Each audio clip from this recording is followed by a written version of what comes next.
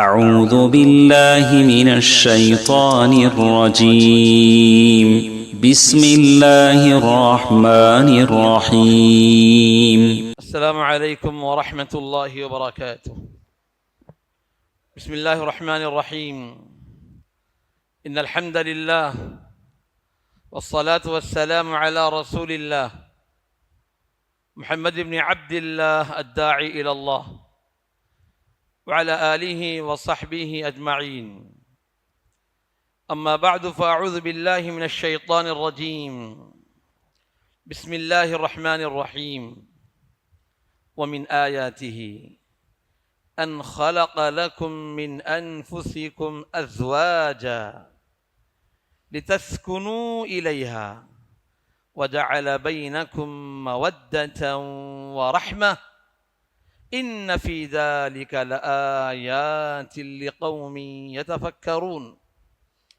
قابل صد احترام علماء کرام، معزز بزرگوں، ذی وقار جماعت کے ذمہ داران، محترم حاضرین، عزیز بچوں، خواتین اسلام، پیاری ماؤں اور بہنوں، الحمدللہ بہت ہی حساس موضوع اور وقت کی نزاکت کے مطابق بہت ہی اہم موضوع آج انتخاب کیا گیا ہے۔ جیسا کہ ابھی آپ کے سامنے ذکر ہوا، تقریباً گھر گھر کی یہ کہانی ہے۔ ہر جگہ لڑائیاں، اختلاف، پریشانی، بے چینی، گھر کا سکون غارت ہوتے جا رہا ہے۔ اس دیواجی زندگی جو حقیقت میں سکون و اطمینان کی، چین کی، راحت کی زندگی ہونی چاہیے، آج وہ بے چینی کی زندگی ہو گئی ہے۔ دیکھتے ہی دیکھتے عزتیں نیلام ہو رہی ہیں، اور عزت اور شرافت کے معیار کو پہنچے ہوئے گھر بھی عدالت اور کچہریوں کی چکر کاٹتے پھر رہے ہیں۔ نہ یہ فیصلے مسجدوں سے حل ہو رہے ہیں، اور نہ ہی بڑے ذمہ داران کے ذریعے فیصلے ہو پا رہے ہیں، بلکہ زندگیاں ایسے ہی معلق چلتی جا رہی ہیں۔ ایسے حالات میں جہاں اس قدر پریشانی ہے ازدواجی زندگی میں، ایک نوجوان پہلے ہی سے گھبرایا ہوا ہے۔ جو شادی کرے وہ بھی پچھتائے، جو نہ کرے وہ بھی پچھتائے، ایسا معاملہ چل رہا ہے۔ ایسے میں ہم کریں تو کیا کریں؟ یہ زندگی خوشگوار کیسے بنائیں؟ اس پر اور فاضل مقررین بیان کریں گے۔ میں اس مختصر وقت میں بہت اہم اصول آپ کے سامنے رکھتا ہوں۔ امید کہ آپ، چاہے وہ شادی شدہ ہوں، غیر شادی شدہ ہوں، یا اپنے نوجوان نسلوں کے والدین اور سرپرست ہوں، سب کے لیے اس میں پیغام ہے۔ ان باتوں پر غور کریں، سوچیں، اور کتاب و سنت کے مطابق اپنے اس مشکل کا حل تلاش کریں جو آج ایک عموم بلوہ ہو چکا ہے، ایک بڑی بیماری بن گئی ہے۔ اس کے حل کے لیے کیا بنیادی اصول ہیں، یہ سمجھنا ہے۔ سب سے پہلی بات تو یہ ہے، یہ پریشانی آتی کہاں سے؟ پہلے اس دروازے کو بند کر دینا چاہیے کہ پریشانی آئی ہی نہیں۔ ایسا نہیں کہ پہلے پریشانی آ جائے بعد میں حل کریں، یہ تو دوسری بات ہو گئی۔ پہلی بات یہ کریں گے کہ پریشانی کو لائیں گے ہی نہیں۔ پریشانی آنے کے جتنے چور دروازے ہیں نا، سارے دروازوں کو بند کرتے چلے جاؤ، وہیں سے پہلا حل نکل جائے گا انشاءاللہ۔ یہ پریشانی آتی ہے فطری نظام سے انحراف کرنے سے۔ اللہ رب العالمین ہر ایک کا ایک فطری نظام بنایا ہے۔ مچھلی کو بنایا ہے پانی میں رہنے کے لیے، اگر اس کو پانی کے باہر ڈال دیں گے، اس کے فطری نظام سے ہٹا دیں گے تو یقیناً بے چین رہے گی، پریشان رہے گی۔ اور جس کو تیر نہیں آتی، انسان کو لے جا کر پانی میں ڈالیں گے تو پانی میں بے چین ہوگا۔ تو ایک فطری نظام ہے انسان کا جو اللہ رب العالمین نے بتایا ہے۔ اللہ رب العالمین فرماتے ہیں اس نظام میں تبدیلی نہ لاؤ، اللہ تطغوا فی المیزان۔ جو اللہ تعالیٰ بیلنس رکھا ہے انسان کی زندگی میں، اس کا جو نظام بنایا ہے اس میں گڑبڑ نہ کرو، ورنہ پھر بے چینی ہی بے چینی رہے گی، پریشانی ہی پریشانی رہے گی۔ فطرت سے جو بغاوت ہو رہی ہے آج، پہلے اس کو روکیں۔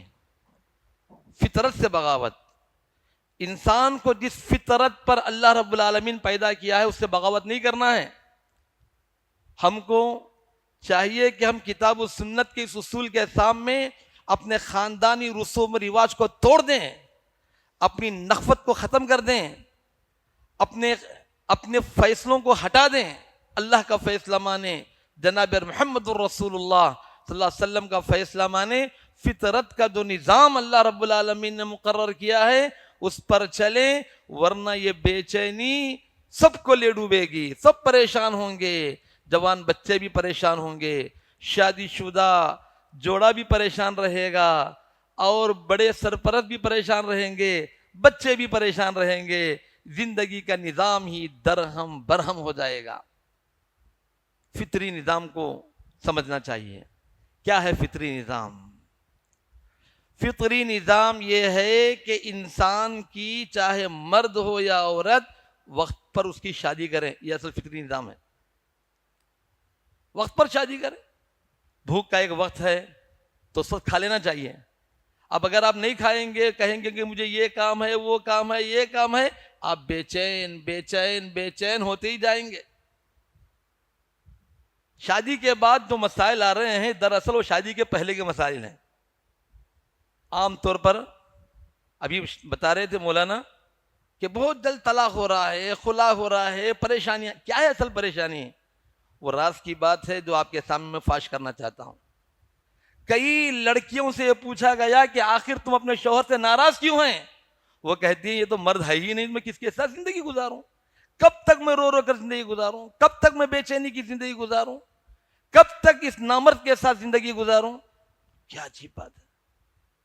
ایسے ہی کئی ایسے مرد ہیں جو لڑکیوں کے بارے میں شکایت کرتے ہیں کہ ہے تو بڑی پڑھی لکھی، بڑی ڈگری ہولڈر، سب کچھ ہے، مگر اس کے پاس نسوانیت ہی ختم ہو گئی، اتنی بڑی اس کی عمر ہو گئی، اس کے جسم میں کوئی صلاحیت ہی باقی نہ رہی، مختلف بیماریوں کی جڑ بن گئی ہے، صبح شام اس کے علاج اور دوا کے لیے زندگی برباد ہوتے جا رہی ہے، اور پھر انسان کی فطرت کو جو سکون اللہ تعالیٰ بیوی سے عطا کرنا ہے اس کے وہ لائق ہی نہیں رہی۔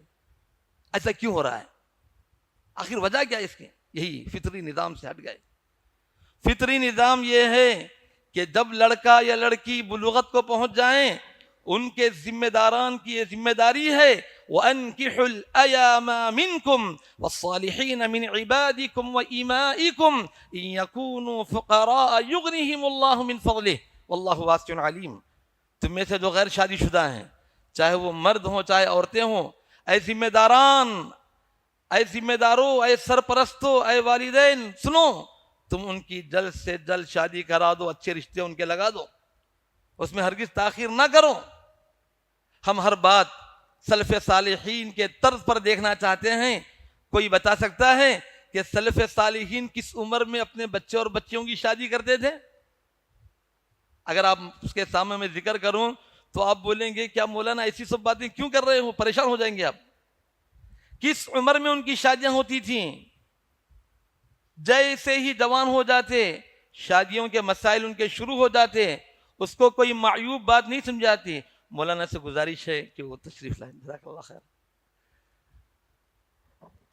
ان کی شادی بیاہ میں کبھی تاخیر نہیں کی جاتی، یہ فطرت سے بغاوت ہے، خواہ مخواہ کی تاخیر۔ اللہ رب العالمین نے ایک فطری نظام بنایا ہے۔ لڑکا بالغ ہو گیا ہے اور اس کی جوانی آپ کی آنکھوں کے سامنے ہے، آخر وہ کرے گا تو کیا کرے گا؟ اس کی جوانی ہے، اور آج کل کا ماحول تو بہت ہی برا ہے، مجھے بتانے کی ضرورت نہیں کہ کتنا برا ہے۔ ہر ایک کے ہاتھ میں موبائل فون ہے، اسمارٹ فون ہے، اور پھر سب کے سامنے یہ بات واضح ہے کہ فون پر کیا کچھ وہ دیکھا جا رہا ہے۔ ایسے ماحول میں پھر بھی شادیوں میں تاخیر کرنا، یہ فطری نظام سے بغاوت ہے۔ بغاوت، اس کی سزا مرتے دم تک ملتے رہے گی۔ اللہ رب العالمین نے فرمایا وَمِنْ آيَاتِهِ أَنْ خَلَقَ لَكُمْ مِنْ أَنفُسِكُمْ أَزْوَاجًا لِتَسْكُنُوا إِلَيْهَا۔ اللہ رب العالمین نے تمہارے میں سے ایسے جوڑے بنائے ہیں، ایسی بیویاں تمہارے لیے بنائے ہیں کہ تم ان سے زندگی میں سکون حاصل کرو، تمہاری زندگی خوشگوار بنے، شادی کے بعد تم سکون سے جیو۔ اس کے لیے پہلا مسئلہ یہ ہے کہ بر وقت شادی کرے، وقت پر لڑکے کی بھی شادی ہو، وقت پر لڑکی کی بھی شادی ہو۔ یہ پڑھنا، یہ نوکریاں تلاش کرنا، یہ کمائی کرنا، یہ گھر بنانا، یہ پراپرٹی جمانا، یہ زیورات جمانا، یہ جہیز جوڑنا، یہ سب چھوڑو۔ یہ یاد رہے کل ختم ہو جائے گا. آج کی نوکری کل کی بے روزگاری آ جائے گی, بول نہیں سکتے کب نوکری رہے کب چلی جائے.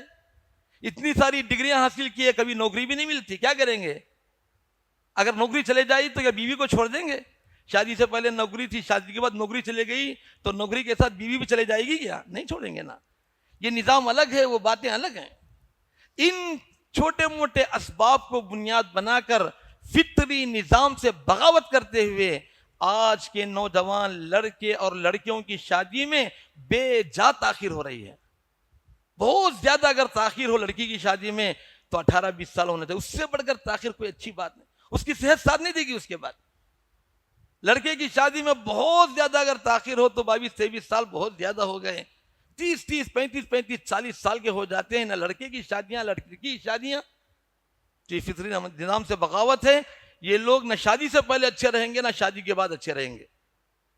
اس لیے آج ازدواجی زندگی میں خلل ہے, بے چینی ہے, پریشانی ہے. نہ شوہر کو بیوی سے سکون ہے نہ بیوی کو شوہر سے سکون ہے. سب کے سب پریشان ہیں اسی بنیادی وجہ کی وجہ سے. تو اس دروازے کو بند کر دیں, جلد سے جلد شادیوں کے نظام کو قائم کریں. انشاءاللہ خوشگوار ازدواجی زندگی معاشرہ گزارے گا انشاءاللہ. اور وہ خوشگوار زندگی کا اثر ان کے والدین پر بھی پڑے گا. ماں باپ بھی اپنے نوجوان بچے اور بچیوں کو خوشیاں مناتے ہوئے اور ان کے گھروں میں پھول اور پھل کھلتے ہوئے دیکھ کر خوش ہوتے رہیں گے. یہ نانا بنیں گے, دادا بنیں گے جلد سے جلد اور خوشیاں منائیں گے. خوشگوار زندگی ملے گی سب کو. یہ سب سے پہلا اور بنیادی مسئلہ ہے. اللہ کرے کہ اس بات کو سرپرستوں کو سمجھنے کی اللہ توفیق عطا فرمائے, آمین. دوسری بات یہ ہے, سمجھنے کی بات ہے کہ انسان اپنی بے چینی کا سامان کسی اور چیز میں تلاش کر رہا ہے. انسان جب بالغ ہو گیا ہے, شادی کی اس کو ضرورت ہے, لیکن اس بے چینی کو دور کرنے کے لیے بہت سارے چیزوں کو اپنے اندر داخل کر لیا ہے, اس میں مصروف ہونا چاہتا ہے. نہیں, حقیقی سکون نہیں ملے گا. ایک حدیث میں بات آئی ہے کہ جناب محمد الرسول اللہ صلی اللہ علیہ وسلم نے فرمایا, لما خلق اللہ آدم, جب اللہ رب العالمین نے آدم علیہ السلام کو پیدا کیا, فرآ انہ وحشی, اللہ تعالیٰ نے دیکھا کہ آدم جنت میں ہیں, جنت کے میوے کھا رہے ہیں, لیکن پھر بھی بے چین ہیں. جنت کے میووں سے بھی سکون نہیں ملا ہے. پھل کھا رہے ہیں, سب کچھ کھا رہے ہیں, لیکن سکون نہیں. اللہ رب العالمین نے آدم علیہ السلام کے لیے آرام کر رہے تھے, ان کی بائیں پسلی سے ایک عورت کو پیدا کیا. جیسے ہی آنکھ کھلی تو دیکھے کہ ایک بڑی قامت والی عورت سامنے کھڑی ہے. کہا کہ کون ہے تم؟ کہا کہ میں عورت ہوں. کیوں پیدا کیے گئے؟ لتسکن الیہ, آپ مجھ سے سکون حاصل کریں. سوچنے کی بات ہے, اگر جنت میں حور نہ ہو تو وہ جنت جنت نہیں ہوگی. اللہ رب العالمین جنت میں آدم علیہ السلام کو رکھا ہے, لیکن آدم علیہ السلام کی بیوی نہیں ہے. چنانچہ اللہ رب العالمین نے محسوس کیا کہ جنت کے پھل کھا دیں. ان لک الا تجوع فیہا ولا تعرا وانک لا تظمأ فیہا ولا تضحا. کیا نعمتیں ہیں, نہ دھوپ لگ رہی ہے, نہ پیاس لگ رہی ہے, نہ بھوک لگ رہی ہے, اتنا کھانے کو پینے کو ملا ہے, مست زندگی ہے, لیکن پھر بھی بے چینی ہے. کیا نہیں گھر میں؟ گھر میں سب کچھ ہے لیکن شوہر نہیں ہے. گھر میں سب کچھ ہے لیکن بیوی نہیں ہے, سکون نہیں. یہ بات آپ خود محسوس کر سکتے ہیں, میں خود محسوس کر سکتا ہوں کہ ہمارے گھر میں بیوی ہے, لیکن کبھی کسی مسئلے سے وہ اپنے میکے یہاں چلے جائے, اب دیکھو گھر میں جانے کو دل بولتا ہے. کبھی کپڑے ادھر سڑے پڑے ہیں, کبھی برتن ادھر گرے پڑے ہیں, کبھی گھر میں کچرا پڑا ہوا ہے. ایسا لگتا ہے کہ گھر کی رونق ختم ہو گئی, روح چلے گئی ہے, وہ گھر کی رونق ہی نہیں رہی, حالانکہ گھر میں سب کچھ ہے. یہ کوئی معمولی بات نہیں, یہ فطرت ہے. یہ فطرت, اس سے کبھی بغاوت نہیں کرنا چاہیے. فطرت ہے, اس کو قائم رکھنا چاہیے. تو اس واقعے سے ہم کو نصیحت اور عبرت حاصل کرنا ہے. تو بہرحال بر وقت شادی کریں, اس سے ساری بے چینیاں ازدواجی زندگی کی انشاءاللہ ختم ہو جائیں گی. دوسرا جو مسئلہ ہے, شاید کسی کو اچھا لگے یا اچھا نہ لگے, لیکن چونکہ بولنا ہمارا کام ہے، کتاب و سنت کی روشنی میں بول دیتے ہیں. وہ مسئلہ یہ ہے کہ مشترکہ نظام، مشترکہ خاندانی نظام، اس میں بڑی برکت بھی ہے، بڑی نحوست بھی ہے. مشترکہ خاندانی نظام کا معاملہ یہ ہے کہ ایک ہی گھر میں سارے کے سارے بھائی رہیں، ساری بھابیاں رہیں، سارے لوگ رہیں، اور اسی گھر میں سب کچھ مل کر ایک ساتھ پکے، ایک ساتھ کھائیں، ایک ساتھ زندگی گزاریں. بڑی پریشانیاں ہیں اس میں. عام طور پر یہی لڑائی اور پریشانی کی جڑ ہے. انسان کی فطرت کے خلاف ہے یہ معاملہ. میں ہرگز ایسا نہیں کہوں گا نعوذ باللہ کہ بچے شادی کر کے ماں باپ کو دھتکار کر چلے جائیں، ہرگز ایسی بات نہیں. مرتے دم تک ماں باپ کی خدمت کرنا اور ان کو اف تک نہ کہنا، اما یبلغن عندک الکبر احدہما او کلاہما، کہ تمہارے پاس ان کو بڑھاپے تک رکھنا، یہ سب ہے. لیکن مشترکہ خاندانی نظام، آپ بیٹے ہیں، ماں باپ آپ کے پاس رہیں، آپ بیٹے ہیں آپ کے پاس رہیں، آپ بیٹے ہیں آپ کے پاس رہیں، ہر ایک کا علیحدہ علیحدہ علیحدہ خوشگوار گھر ہو. یہاں اس مشترکہ خاندانی نظام میں یہاں مرد بھی سگڑ جاتا ہے، وہاں عورت بھی سگڑ جاتی ہے. نہ یہ کھل کر اپنے شوہر کے لیے واضح ہوتی ہے، نہ وہ کھل کر اپنی بیوی کے لیے واضح ہوتا ہے. دونوں ڈر ڈر کر زندگی گزارتے ہیں.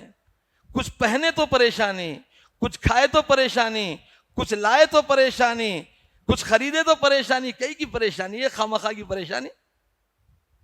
اس وجہ سے کئی جو لڑائیاں آج ہمارے معاشرے میں جنم لے رہی ہیں، اس کی بنیادی وجہ یہ ہے خامخواہ ساس سسر بدنام ہوتے جاتے ہیں، اور خامخواہ سسرالی رشتے میں کہ یہاں بچی جاتی ہے تو اس کو خوب پالیسیاں سکھا سکھا کر بھیجا جاتا ہے کہ کیسے رہنا ہے، کیسے کرنا ہے.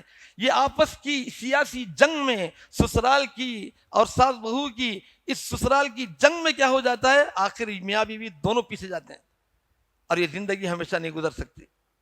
یہ بنیادی جڑ ہے، یہ ان کو سمجھنا ہے. ماں باپ خوشی سے اپنے بچوں کو علیحدہ کریں، اپنے بچوں کو جدا جدا رکھنے کی کوشش کریں، اور جس بچے کے پاس جائے ٹھاٹ سے شان سے رہیں. آپ کا ایک گھر تھا اب تک، اگر 4 بیٹے ہوں تو آپ کے 4 گھر ہو گئے، اگر 5 بچے ہوں تو 5 گھر ہو گئے، 10 بچے ہوں تو 10 گھر ہو گئے. سبحان اللہ. ایک گھر مت سمجھیے. آپ کبھی یہ بیٹے کے پاس، کبھی وہ بیٹے کے پاس، کبھی وہ بیٹے کے پاس رہیں. یا اگر آپ خود اس قابل ہیں کہ آپ کی بہت ساری آمدنی ہے تو اپنے بچوں کو مہمان بنا کر بلاتے جائیں اور ایک ایک کو چھوڑتے جائیں. اس میں دیکھیے کتنے خوشگوار رہیں گے میاں بیوی. اور اس بات سے ماں باپ خوش ہونا چاہیے، اس کو بغاوت نہیں سمجھنا، اس کو انحراف نہیں سمجھنا چاہیے. یہ ایک بہت ہی اہم معاملہ ہے مشترکہ خاندانی نظام. اس کے بعد اور بہت ساری باتیں ہیں. انشاءاللہ ہمارے بعد جو فاضل مقررین ہیں وہ بہت ساری باتیں آپ کے سامنے پیش کریں گے، جس سے بہت سارے مسائل کا حل آپ محسوس کریں گے انشاءاللہ. جی ٹھیک ہے، جزاکم اللہ خیر. ابھی تھوڑا سا وقت دیا گیا ہے، اللہ تعالیٰ جزائے خیر دے، اس لیے کچھ باتیں بتائیں گے انشاءاللہ. تیسری بات یہ ہے کہ ہم سب کے لیے جناب محمد الرسول اللہ صلی اللہ علیہ وسلم اسوہ حسنہ ہیں. آپ صرف نماز کے لیے اسوہ نہیں ہیں، جیسے نماز کے لیے اسوہ ہے ویسے اس دیواجی زندگی کے لیے جناب محمد الرسول اللہ صلی اللہ علیہ وسلم ہمارے لیے اسوہ ہے. آپ کی زندگی ہمارے لیے سب سے بہترین نمونہ ہے. چنانچہ پیارے نبی صلی اللہ علیہ وسلم کا جو سلوک تھا اپنی بیوی کے ساتھ نہیں بلکہ بیویوں کے ساتھ. ہم ایک بیوی سے پریشان ہیں جبکہ بیک وقت تقریباً 9-10 بیویاں جناب محمد الرسول اللہ صلی اللہ علیہ وسلم کی زوجیت میں تھی، اور سب کے سب خوش، سب کے سب رضامند، سب کے سب خوشحال.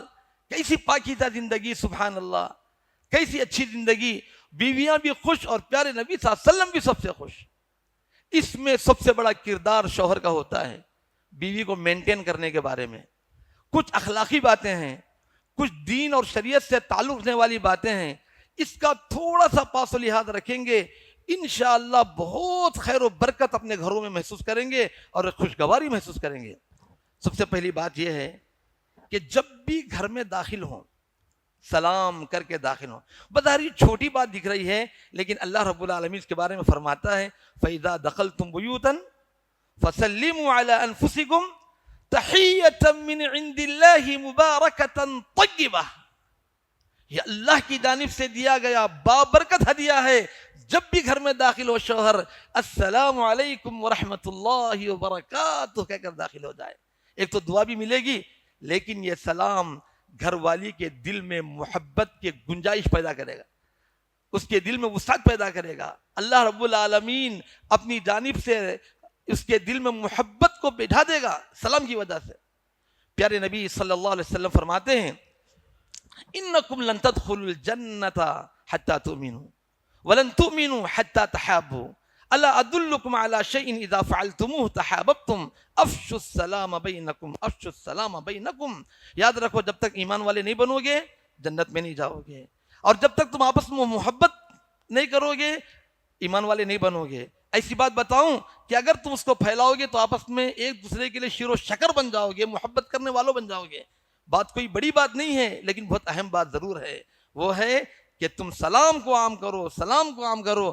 جب بھی گھر میں داخل ہو بہت ہی عمدہ انداز سے آج سے انشاءاللہ عمل کریں گے انشاءاللہ. تو جتنے لوگ اب گھر میں جائیں گے عشاء کی نماز پڑھ کے، سب لوگ گھر والی خوش ہو جائے گی کہ آج کیا ہو گیا ہے حضرت کو کہ آتے ہیں تو اتنے اچھے انداز سے سلام کر رہے ہیں. اور سلام بھی اچھے انداز سے کرنا، ایسا جھڑکی سے سلام نہیں کرنا کہ سلام کے بجائے گالی نظر آئے. السلام علیکم ورحمۃ اللہ وبرکاتہ. اتنے اچھے انداز سے، خوبصورت انداز سے اگر شوہر سلام کرے گا خود بخود بیوی کے دل میں، گھر والوں کے دلوں میں ایک قسم کی محبت اللہ رب العالمین بٹھا دیں گے. پیارے نبی صلی اللہ علیہ وسلم فرماتے ہیں اگر واقعی کسی سے محبت کرنا ہے تو شوہر اس لائق ہے کہ بیوی اس سے محبت کرے، اور بیوی اس لائق ہے کہ شوہر اس سے محبت کرے. سب سے زیادہ محبت کی اگر کوئی بات ہے تو یہ میاں بیوی کے محبت کی بات ہے. آپ صلی اللہ علیہ وسلم نے فرمایا لم ارا للمتحابین مثل النکاح. نکاح کے ذریعے جو محبت آتی ہے ایسی محبت کو تو بھائی میں دیکھا ہی نہیں کبھی. اتنی اچھی محبت ہوتی ہے، اتنی پاکیزہ محبت ہوتی ہے. تو سب سے زیادہ محبت بیوی سے کرنے کی کوشش کریں، اور بیوی کو چاہیے کہ سب سے زیادہ محبت شوہر سے کریں. یہاں تھوڑا گڑبڑ ہو جاتی ہے، یہاں تک کہ بیوی کو چاہیے کہ اپنے ننھے منھے بچوں سے بھی زیادہ شوہر سے محبت کرے، اور شوہر کو چاہیے کہ اپنی آل اولاد سے بھی زیادہ اپنی بیوی سے محبت کرے. اسی سے تو اس کو بچے ملے ہیں، تو سب سے زیادہ محبت کا حقدار ہے وہ. اللہ کے نبی صلی اللہ علیہ وسلم اپنی جگہ نبی ہیں، آپ صلی اللہ علیہ وسلم رسول ہیں، آپ صلی اللہ علیہ وسلم قائد ہیں، آپ صلی اللہ علیہ وسلم رہنما ہیں. اتنا بڑا اونچا مقام ہے، لیکن بیوی سے ایسی محبت ہے سبحان اللہ. اب اس کی کچھ مثالیں میں آپ کو دوں گا تو تعجب کریں گے. حضرت عائشہ رضی اللہ تعالی عنہ فرماتے ہیں ایسی محبت کہ آپ صلی اللہ علیہ وسلم کبھی دودھ کا پیالہ لیتے تو کیسے لیتے، میں جہاں سے دودھ پی کے چھوڑتی ہوں وہاں سے آپ صلی اللہ علیہ وسلم میرے سے پیالہ چھینتے، اور جہاں میں منہ لگا کر دودھ پی ہوں وہیں سے آپ صلی اللہ علیہ وسلم دودھ پیتے. کبھی میں گوشت کی کوئی نلی لے کر کھاتی رہتی، آپ صلی اللہ علیہ وسلم میرے ہاتھ سے نکالتے، اور جہاں میرا منہ لگا ہے وہی پیارے نبی صلی اللہ علیہ وسلم منہ لگا کر کھاتے. اللہ اکبر. یہ محبت کی کتنی عمدہ مثال ہے، کتنی اچھی مثال ہے. آپ صلی اللہ علیہ وسلم نے یہاں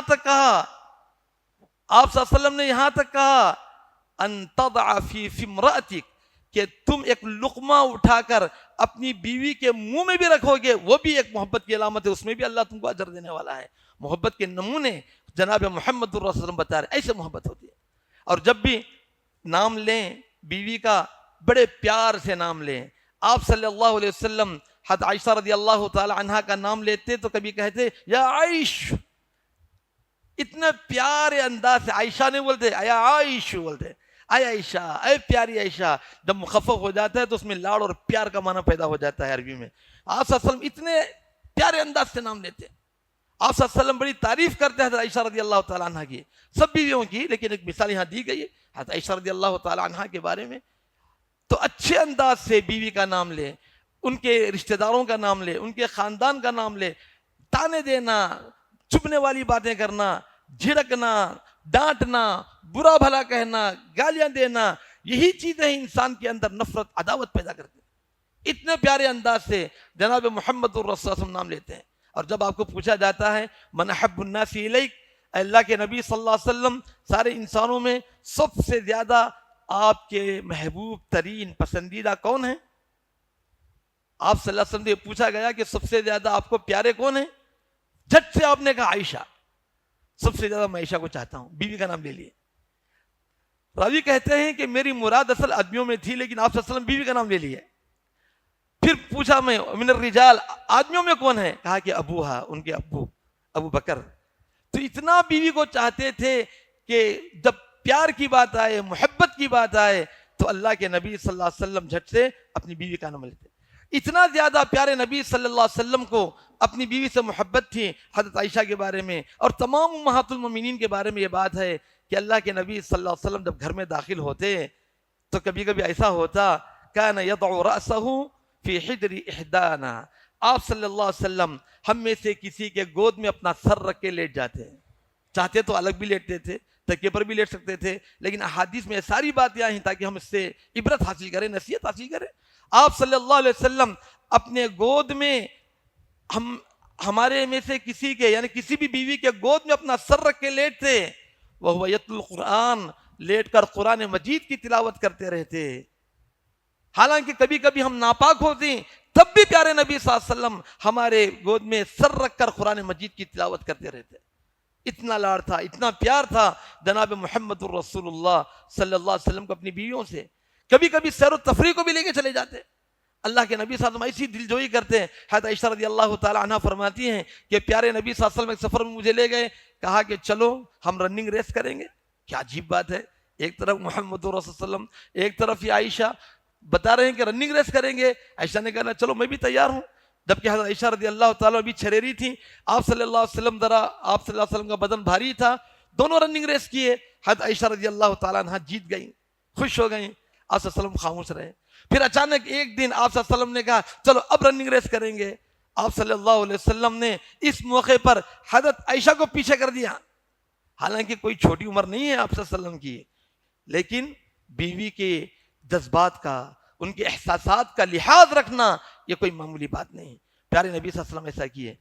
جب آپ صلی اللہ علیہ وسلم جیت گئے، حضرت عائشہ کو محسوس کیے کہ وہ ہار گئی ہیں، تو آپ نے کہا فَهَذِهِ بِتِلْكَ، آج میں جو جیتا ہوں کوئی بات نہیں، جب ہارا تھا نا اس کا پھٹا ہو گیا، برابر برابر ہو گیا. آپ صلی اللہ علیہ وسلم یہ بھی مینٹین کرتے تھے کہ جب آپ صلی اللہ علیہ وسلم کی بیوی حضرت عائشہ غصے میں ہوتی تو آپ صلی اللہ علیہ وسلم پہچان لیتے کہ کب غصے میں ہے، کیسے ان کو مینٹین کرنا ہے، کب غصے میں ہے. کہتے کہ دیکھو عائشہ تم کب میرے سے خوش ہوتے ہو، کب مجھ سے ناراض ہوتے ہو، دونوں حالتیں مجھے معلوم ہیں. جب تم مجھ سے خوش ہوتے ہو تو کہتے ہو وَرَبِّ محمد، محمد کے رب کی قسم، اور جب مجھ سے ناراض ہوتے تو کہتی ہو وَرَبِّ ابراہیم، ابراہیم کے رب کی قسم. اتنی باریکیوں کا خیال کرتے آپ صلی اللہ علیہ وسلم. ایسا نہیں کہ ناراض ہے تو وہ بھی جھٹ سے نکل گیا آپ صلی اللہ علیہ وسلم باہر، نہیں. ایسے موقع پر جب ناراض ہوتی ہے بیوی، پیارے نبی صلی اللہ علیہ وسلم کو تسلی دیتے ہیں. حدیث میں یہ بات آئی ہے، اللہ کے نبی صلی اللہ علیہ وسلم نے حضرت عائشہ کے سر پر ہاتھ رکھا. آپ صلی اللہ علیہ وسلم نے دعا دی اللہم اغفر لہا ذنبہا واذہب عنہا غیظ قلبہا. اے اللہ ان کی مغفرت کر دے، ان کے دل سے ان کا غصہ نکال دے. وعیدھا من مضلات الفتن، اے اللہ فتنوں سے ان کو بچا لے. اللہ اکبر. غصے میں ہے بیوی، پیارے نبی صلی اللہ علیہ وسلم غصے میں نہیں آتے بلکہ ان پر ہاتھ رکھتے ہوئے ان کو دعائیں دیتے، ان کو تسلی دیتے. ایسے مینٹین کرتے تھے جناب محمد رسول اللہ بیویوں کو. اس لیے ایک سے بڑھ کر ایک 10-9 بیویاں ایک ساتھ اللہ کے نبی صلی اللہ علیہ وسلم مینٹین کر سکے. یہ صبر تھا، یہ بردباری تھی، یہ اخلاق تھے جناب محمد الرسول اللہ صلی اللہ علیہ وسلم کے کہ آپ صلی اللہ علیہ وسلم ایسے. تو یہ جو تعلق تھا پیارے نبی صلی اللہ علیہ وسلم کی، یہ جو خوشگوار زندگی تھی آپ صلی اللہ علیہ وسلم کی اپنی بیویوں کے ساتھ، صرف ایک بیوی کے ساتھ نہیں، تمام بیویوں کے ساتھ پیارے نبی صلی اللہ علیہ وسلم ایسے ہی تھے، تمام بیویوں کے ساتھ. کیا عجیب بات ہے کہ پیارے نبی صلی اللہ علیہ وسلم خیبر سے واپس آ رہے ہیں، دیکھا کہ حضرت صفیہ رضی اللہ تعالی عنہا کو اونٹ پر سوار کرنا ہے. آپ صلی اللہ علیہ وسلم خود بیٹھ گئے، آپ صلی اللہ علیہ وسلم خود بیٹھ گئے. آپ کے پیر پر حضرت صفیہ نے اپنا پیر رکھا، آپ کے گھٹنے پر اپنا پیر رکھا، اس پر پیر رکھ کے وہ اونٹنی پر سوار ہو گئی. سارے کے سارے صحابہ یہ منظر دیکھ رہے کہ رسول اللہ صلی اللہ علیہ وسلم اپنی بیوی کے سامنے کتنے متواضع بن گئے، کتنے بااخلاق رہ گئے آپ صلی اللہ علیہ وسلم. سبحان اللہ. تو یہ جو بیویوں کے ساتھ حسن سلوک ہے، یہ ہے کہ اس وجہ سے بیوی اچھی طرح زندگی گزار سکتی ہے اور ایک خوشگوار ماحول ہمارے درمیان بن سکتا ہے. ایسے میں ایک دوسرے کی تعریف بھی کرنا ہے، ان کے خاندان کی تعریف کرنا ہے، رشتہ داروں کی تعریف کرنا ہے، ان کے اندر کوئی خوبی ہو تو اس کو ابھار کر بتانا ہے کہ تمہارے اندر یہ خوبی ہے، یہ خوبی ہے، یہ خوبی ہے۔ حضرت حفصہ رضی اللہ تعالی عنہا نے ایک مرتبہ حضرت صفیہ کے بارے میں کہا وہ تو یہودی کی بیٹی ہے۔ ایسا لوگ تانے دیتے ہیں، وہ کالی ہے، وہ پیلی ہے، وہ لنگڑی ہے، اس کی بیٹی، اس کے خاندان کی۔ نہیں، ان باتوں سے متاثر نہیں ہونا، بلکہ پیارے نبی صلی اللہ علیہ وسلم نے ان کو تسلی دی اور کہا کہ سبحان اللہ انکی بنت نبی و انکی لتحت نبی، تو ایک نبی کی بیوی ہیں، اس خاندان میں حضرت موسیٰ علیہ السلام آئے ہیں، تو تم ایک نبی کی بھی بیٹی ہو اور تم ایک نبی کی بیوی ہو، اس سے بڑھ کر فخر کی بات تمہارے لیے کیا ہے؟ تم کو تانے دے والے دے ہو لیکن میرے دل میں تمہاری عزت ہے۔ سبحان اللہ۔ ایسا اللہ کے نبی صلی اللہ علیہ وسلم اپنی بیوی کی خوبیوں کو بتاتے تھے۔ اللہ کے نبی صلی اللہ علیہ وسلم کے پاس ہر طرح کی بیویاں تھیں، کوئی گڈی تھی، کوئی اونچی تھی، کوئی کالی تھی، کوئی گوری تھی، ہر طرح کی، سب کو مینٹین کرتے تھے جناب محمد رسول اللہ، سب کے ساتھ انصاف کرتے تھے۔ یہ اخلاق تھے آپ صلی اللہ علیہ وسلم کے۔ اور آخری بات یہ بتا دیتا ہوں میں کہ اس معاملے میں خوشگوار اس دواجی زندگی گزارنے کے سلسلے میں ایک اہم بات یہ بھی ہے کہ ادھر سے سسرال اور ادھر سے دامادی رشتہ دار، یہ دونوں کے دونوں اس کا ساتھ دیں، ان کو لڑانے کی کوشش نہ کریں۔ اکثر جو معاملہ بگڑتا ہے میاں بیوی سے نہیں بگڑتا، ادھر سے ساس سسر کی طرف سے معاملہ بگڑتا ہے اور ادھر سے جو لڑکی کے والدین ہوتے ہیں ان کی جانب سے رشتہ بگڑتا ہے۔ اصل بگاڑنے والے یہ دو ہیں۔ شیطان بہت خوش ہو جاتا ہے، شیطان سمندر پر اپنا تخت بچھا کے رکھا ہے، اور سب سے زیادہ خوشی اس ابلیس کو اس وقت ہوتی ہے جب میاں بیوی آپس میں لڑ کر طلاق اور خلا کی نوبت پر آتے ہیں، سب سے زیادہ خوشی اس بات سے ہوتی ہے، تو اس کو خوش کرتے ہیں۔ ہم میں سے بہت سارے نوجوان جو اپنے آپ کو ایسے پریشانیوں میں مبتلا کر کر طلاق اور خلا تک پہنچا دیتے ہیں، نعوذ باللہ۔ تو ایسے موقع پر دونوں کے دونوں ساتھ دینا چاہیے، یہاں سے ماں باپ ان کے بھی ساتھ دیں، ان کے بھی ساتھ دیں، اور دونوں کے دونوں رشتے کو جوڑ کر برقرار رکھنے کی کوشش کریں۔ اور ایسے موقع پر سب کے سب کس کی تائید کریں؟ یہاں ایک بہت بڑا مسئلہ ہوتا ہے۔ عام طور پر یہ دیکھا جاتا ہے جب بھی مسائل کھڑے ہوتے ہیں اور جب بھی لوگ صلح کے لیے بیٹھتے ہیں، اکثر لوگ یک طرفہ طور پر لڑکی کی تائید کرتے ہیں۔ یہ مناسب بات نہیں ہے۔ لڑکے کی تائید کرنا چاہیے، اپنے داماد کی تائید کرنا چاہیے، داماد کی قدر کرنا چاہیے۔ ایسا نہیں کرتے، تمام کے تمام لڑکی کے ڈیمانڈ کو پورے کرانے کی کوشش کرتے ہیں، زبردستی کرتے ہیں، اس کو ڈراتے ہیں، دھمکاتے ہیں، مارتے ہیں، کیس بک کرتے ہیں، نعوذ باللہ۔ آخر اتنے پریشانوں کے بعد وہ کیا خوشگوار زندگی گزارے گا آپ کی بیٹی کے ساتھ؟ اگر فی الوقت اپنے داماد کی تائید کریں، اس کے ساتھ رہیں، کون؟ لڑکی کے والدین اپنے داماد کی تائید کریں، یہ بہت بڑی بات ہے۔ اگر یہ اعلیٰ ظرفی کی مثال پیش کریں، وقتی طور پر یہ پریشانی دکھے گی لیکن ہمیشہ کے لیے پریشانی ختم ہو جائے گی، ہمیشہ کے لیے ختم ہو جائے گی۔ اللہ کے نبی صلی اللہ علیہ وسلم کی زندگی میں بھی ایسا معاملہ آئے، حضرت ابوبکر آئے اور اپنی بیٹی کی طرفداری نہیں کریں بلکہ بیٹی کو ڈانٹنے لگے، جب مارنے کے لیے چلے گئے تو جناب محمد رسول اللہ علیہ وسلم ان کو بچا لیے۔ تو ہمیشہ اس بات کا خیال رکھیں کہ اپنے داماد ہی کی تائید کریں۔ اللہ تعالیٰ کہنے اور سننے والوں کو جناب محمد رسول اللہ صلی اللہ علیہ وسلم کی سیرت کی روشنی میں خوشگوار زندگی گزارنے کی توفیق عطا فرمائے۔ جو اصول کتاب و سنت میں خوشگوار زندگی گزارنے کے بیان کیے گئے ہیں اس کو اپنانے والا بنائے۔ آمین۔ وصلی اللہ علی رسول الکریم وآخر دعوانا الحمدللہ رب العالمین۔